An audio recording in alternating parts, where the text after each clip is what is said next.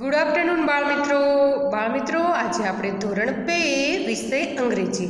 બાળમિત્રો, આપણે પ્રથમ સત્રાંત પરીક્ષાનું પુનરાવર્તન કરવાનું છે.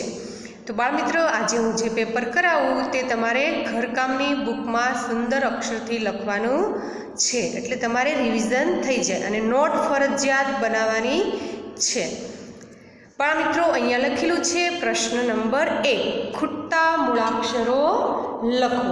તો બાળમિત્રો, ખૂટતા મૂળાક્ષરો આવડે ને તમને? તો ચાલો મારી સાથે જોજો, એટલે તમને બધાને લખવામાં ઇઝી પડે.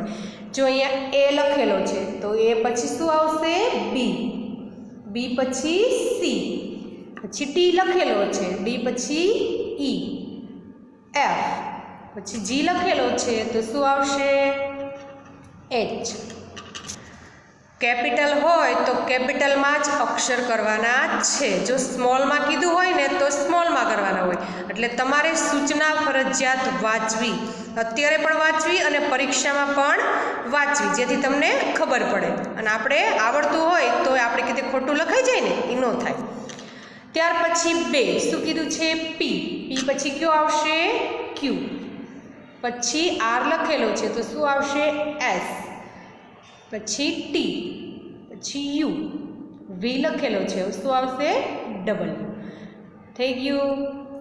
હવે આપણે પ્રશ્ન 2, નીચે આપેલ કેપિટલ લેટર માટે સ્મોલ લેટર લખો. તો બાળમિત્રો, જો અહીંયા વાંચીને આપણે સૂચના, કેપિટલ માટે સ્મોલ લેટર લખવાનો છે.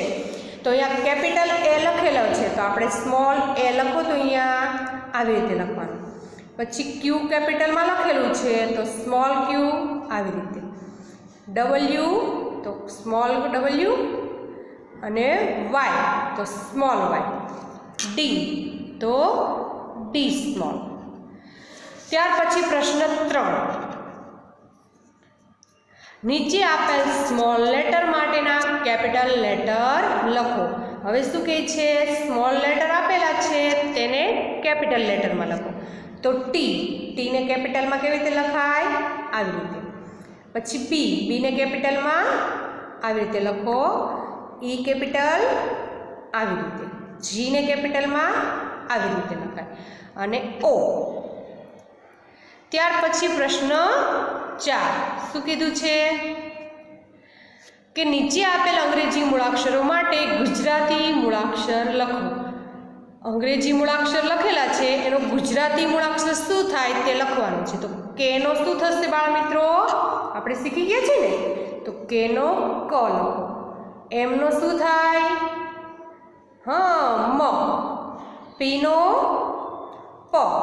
ટી નો ટ. અને યુ નું શું થાય? અ. ખબર પડી ગઈ બાળમિત્રો? તમારે સૂચના વાંચવી એટલે તમને ખબર પડે. તરસો ને પેપરમાં તમે બધાય છે તો કેપિટલની જગ્યાએ સ્મોલ ને સ્મોલની જગ્યાએ કેપિટલ લખો છો. અને અહીંયા લખેલું છે ને કે નીચે આપેલ અંગ્રેજી મૂળાક્ષર સામે ગુજરાતી મૂળાક્ષર લખો. તો ગુજરાતી મૂળાક્ષર કેવી રીતે લખવાના એ તમારે જોઈ લેવાનું. કે છે તો ક થાય. તો બાળમિત્રો, આવી રીતે તમારે સુંદર અક્ષરથી ઘરકામની બુકમાં પેપર લખવાના છે. બાળમિત્રો, આજે આપણે આટલું. હવે પછીના વિડીયોમાં જોઈશું. બાય બાય બાળમિત્રો.